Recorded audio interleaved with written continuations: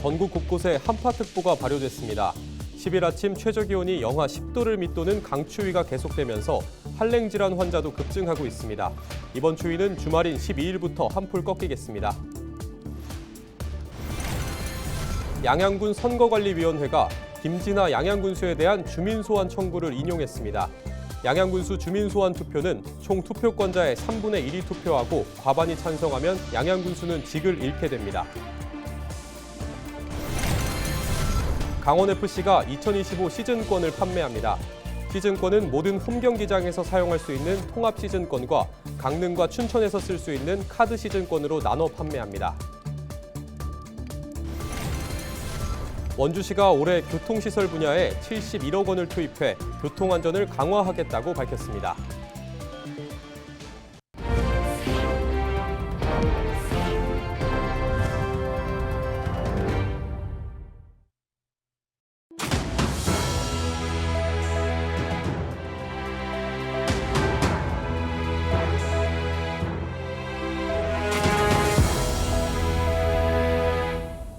시청자 여러분 안녕하십니까? 헬로티비 뉴스입니다. 10일 수도권을 비롯한 전국 곳곳에 한파특보가 내려졌습니다. 아침 최저기온이 영하 10도를 밑도는 강추위가 계속되면서 한랭질환 환자 역시 급증했는데요. 이번 추위는 주말인 12일부터 한풀 꺾여 다음 주 초쯤엔 평년 기온에 회복할 전망입니다. 정승환 기자입니다.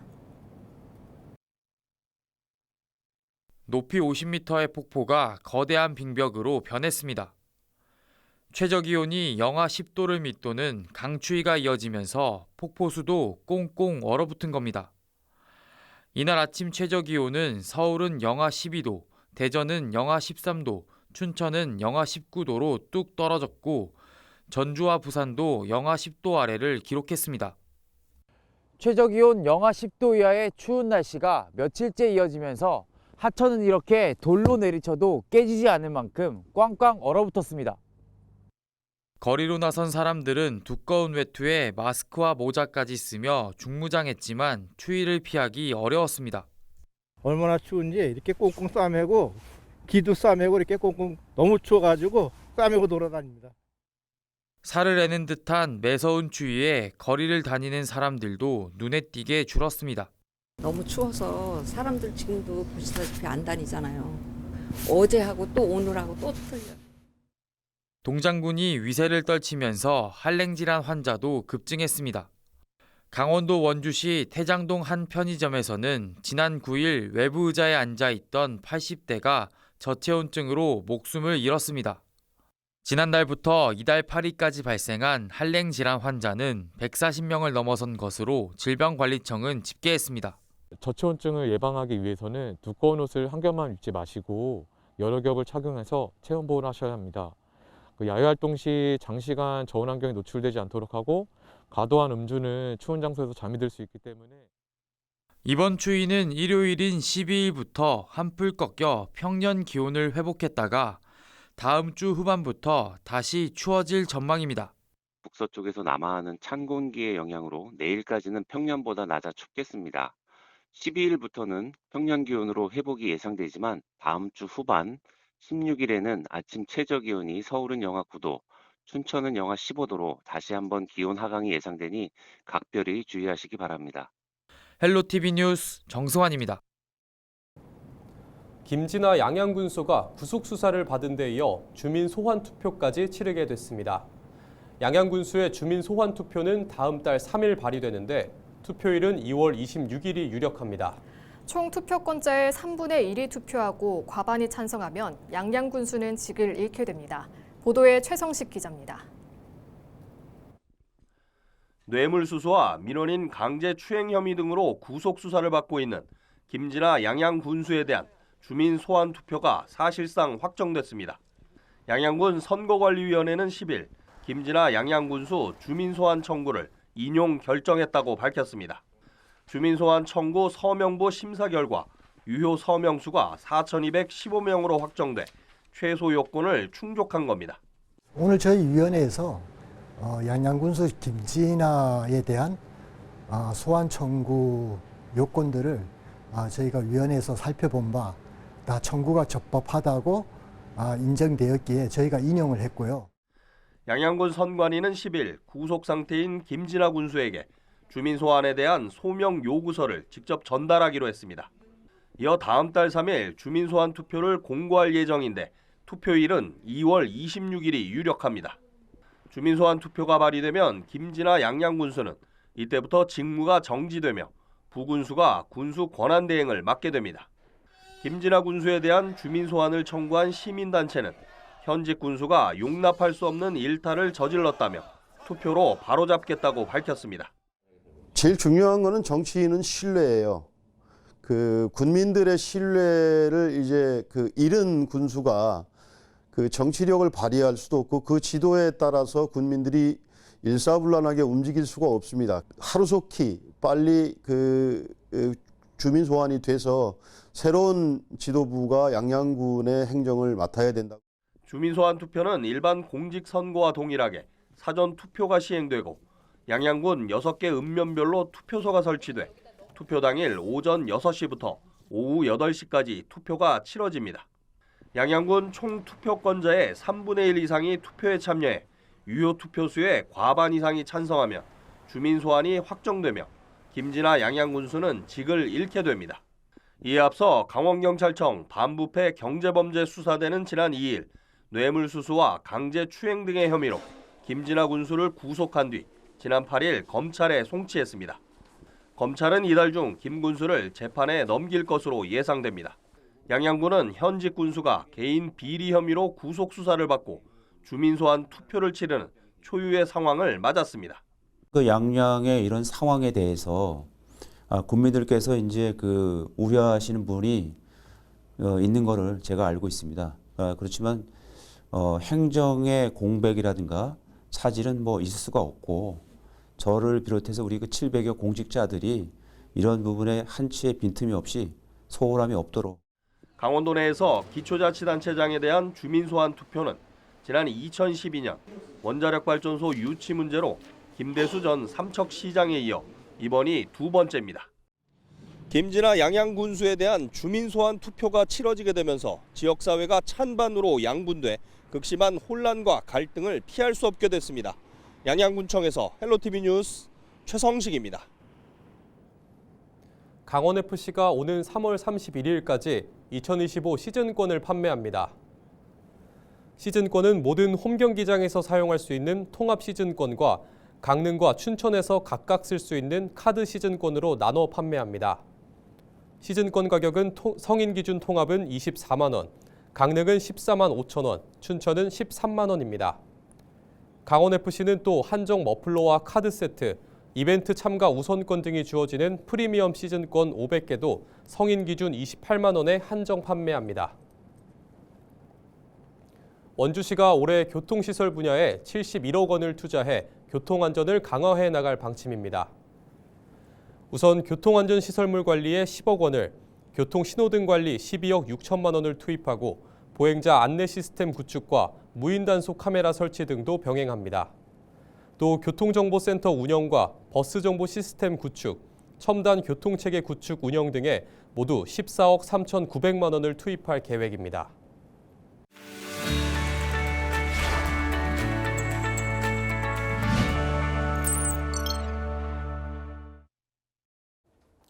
우리 지역 국회의원들의 활동 소식을 전해드리는 국회는 지금입니다. 탄핵 정국 속에서도 우리 지역 국회의원들은 활발한 법안 발의에 나서고 있는 한편 민생 경제를 챙기기 위한 활동도 이어졌습니다. 먼저 춘천, 철원, 화천, 양구 갑 지역 더불어민주당 허영 국회의원은요, 더불어민주당 민생회복단 단장으로 활동하고 있는데요. 지난 8일 제2차 현장 및 전문가 간담회를 주재했습니다. 이 자리에서 허영 의원은 올해 R&D 예산 29조 6천억 원은 지난 2023년 대비 약 1.4% 증액된 것에 불과하다고 밝혔습니다. 허 의원은 또 R&D 예산의 책임성 강화를 위한 예산 법률주의 도입과 과학기술 역량의 근본적인 강화를 위한 국회 과학기술처 설립, R&D 정책과 사업, 예산을 총괄하는 전문성과 공익성을 갖춘 한국형 NIH 추진 등 10대 정책이 이 자리에서 제안됐다고 말했습니다. 특히 과학기술이 경제 성장의 토대이며 대한민국의 미래라는 것을 민생경제회복단이 입법과 예산을 통해 증명하겠다고 밝혔습니다. 자, 다음으로 원주시 갑지역 국민의힘 박정아 국회의원은요, 국가지정문화유산 관람료 개선을 골자로 하는 문화유산의 보존 및 활용에 관한 일부 개정 법률안을 공동 발의했습니다. 이 법률안을 보면 국가지정문화유산의 관람료 지원금 규제 완화 등을 골자로 하고 있습니다. 특히 박정아 의원은 더불어민주당 이모경 의원과 법안을 공동 발의해 이 얼어붙은 전국 속에서도 협치의 모습을 보여주었다는 평가를 받고 있습니다. 끝으로 원주시 을지역 더불어민주당 송기영 국회의원은요, 유공 보훈자 의료 서비스 확대를 위한 국가 유공 보훈자 위탁 의료 확대법 일부 개정 법률안을 발의했습니다. 자, 개정안을 보면 유공 보훈 대상자 배우자의 의료비 감면율을요, 기존 60%에서 90%로 상향하고 재해 사망 군경의 배우자가 위탁 의료기관에서 진료를 받을 수 있는 연령 기준을 기존 75세에서 65세 이상으로 낮추는 것을 골자로 하고 있습니다. 송기현 의원은 또 현행법은 국가 유공 보훈 대상자의 진료를 민간 의료시설에서 위탁할 수 있도록 하고 있는데 여전히 많은 지역에서 이 위탁 의료 서비스의 양과 질 모두가 열악하다며 이에 대한 보완책도 개정안에 포함했다고 밝혔습니다. 얼어붙은 전국 속에서도 우리 지역 국회의원들은 민생을 챙기기에 앞장서고 있는 모습입니다. 지금까지 국회는 지금이었습니다.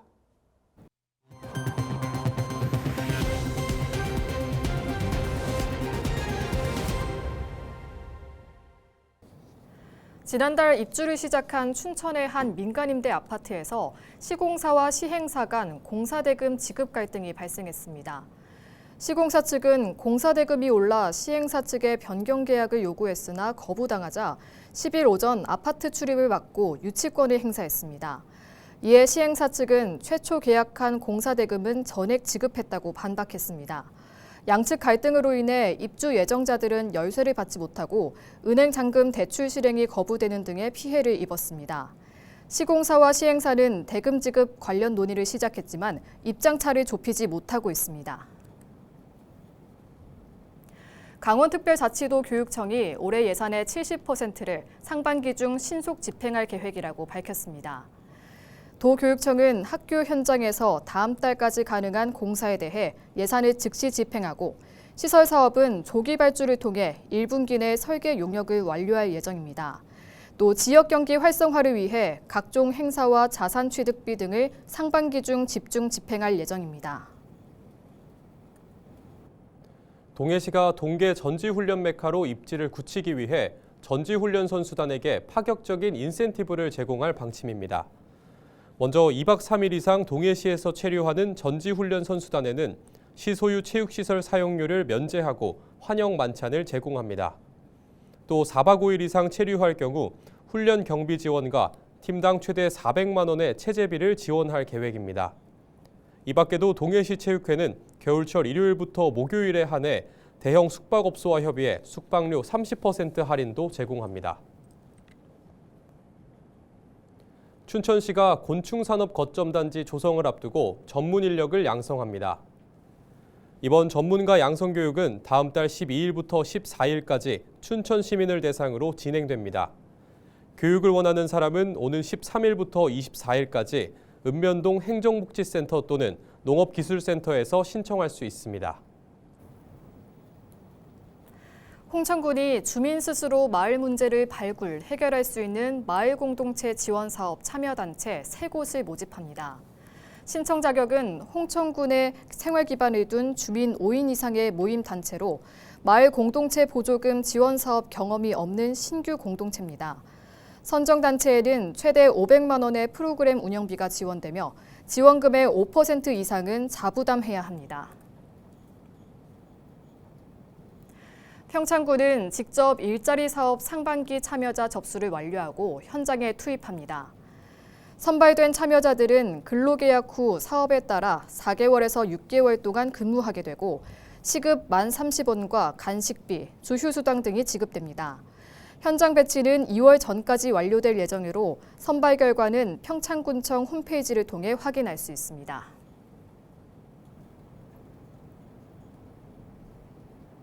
이상으로 뉴스를 마칩니다. 시청해주신 여러분 고맙습니다.